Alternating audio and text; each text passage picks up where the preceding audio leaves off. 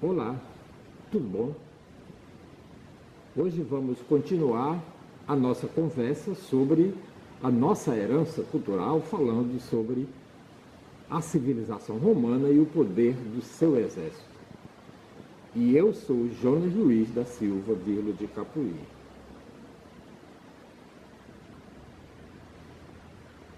O exército romano não era composto por militares de carreira, mas por todos os cidadãos da República, pobres e ricos, que custeavam seus equipamentos bélicos, cada qual com os próprios recursos. O exército era convocado pelo cônsul sempre que necessário.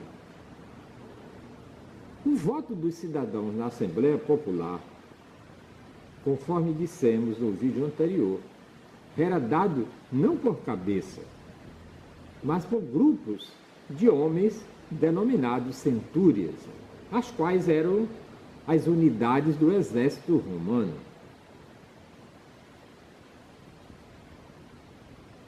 Os cidadãos mais pobres só podiam custear equipamentos de guerra mais baratos.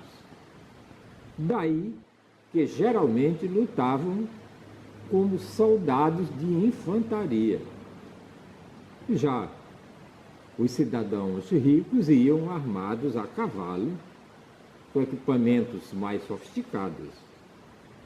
Por causa disso, uma centúria de cidadãos ricos, de menos homens, era considerada equivalente a uma centúria de cidadãos pobres, com maior número de soldados. E é por este motivo que nas votações da Assembleia Popular, apesar de haver mais pobres do que ricos, o número de centúria dos ricos era maior do que o número de centúria dos pobres.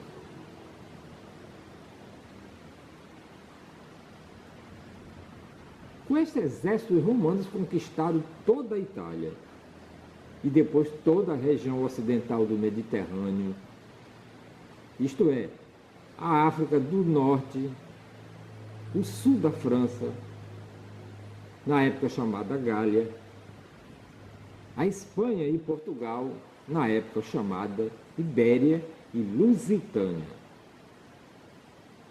Este sistema de governo provou ser o mais perfeito da antiguidade. E, enquanto não se corrompeu, fez fama, tendo sido até mesmo nomeado das Sagradas Escrituras. De fato, logo após a conquista de Alexandre do mundo oriental, Roma foi conquistando progressivamente toda a parte ocidental das terras banhadas pelo mar Mediterrâneo.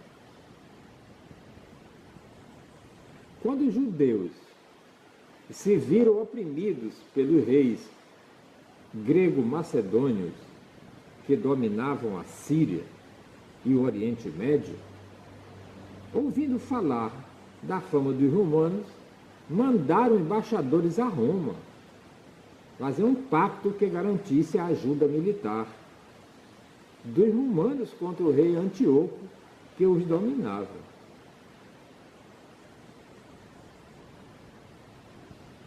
No 8º capítulo do primeiro livro dos Macabeus, assim é narrado o fato, que ilustra com palavras da época a fama dos romanos que ele difundiu no mundo oriental. Abre aspas. Entre mentes chegou aos ouvidos de Judas Macabeus a fama dos romanos, de como são fortes e poderosos, como favorecem em tudo aqueles que propendem para eles, fazendo aliança de amizade com todos os que recorrem a eles e, assim, crescendo em poder. Contaram-lhe as guerras e os valores e as proezas que tinham realizado e o que fizeram na Espanha, e como subjugaram todo este país com a sua prudência e constância, apesar de estar este país muito distante deles. Os outros reinos e ilhas que algumas vezes se lhe opuseram, destroçaram-no e reduziram à servidão. Como os seus amigos, porém, e com desejo de seu apoio, mantiveram amizade e entenderam e estenderam o seu poder sobre reis, quer vizinhos, quer distantes, de modo que todos os que ouviram pronunciar o seu nome ficaram atemorizados. Sentam no trono aqueles a quem querem ajudar a reinar e depõem os que eles querem.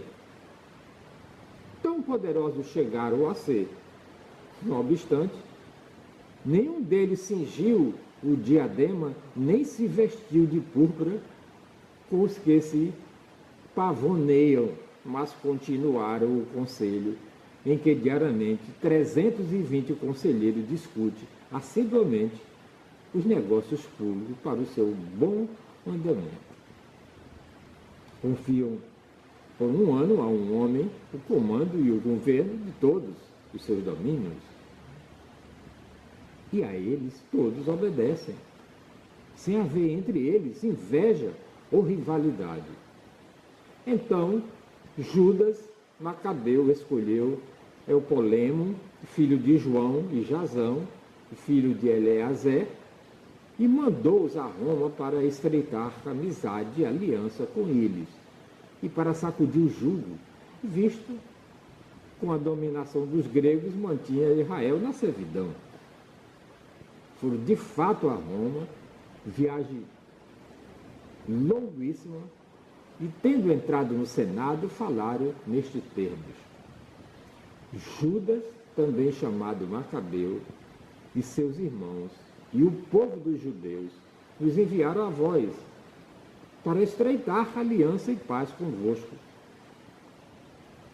para sermos escritos como confederados e amigos vossos.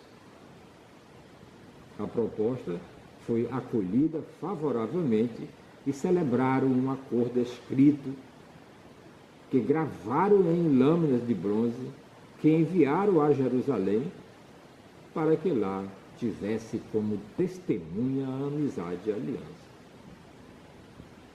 Fecha aspas. Está lá em Macabeus 8:1-2. O que aconteceu com os romanos depois disso foi um processo de transformação política mais importante a ser examinados no curso da história. Aqui, nós só podemos relatar, em linhas gerais, um pouco dessa história. Mas vamos deixar isso para amanhã, a continuação desta conversa, e aproveita aí e se inscreva no nosso canal no YouTube Jardim do Éden TV. E eu sou Jonas Luiz da Silva, vírgula de Capuí. Até amanhã.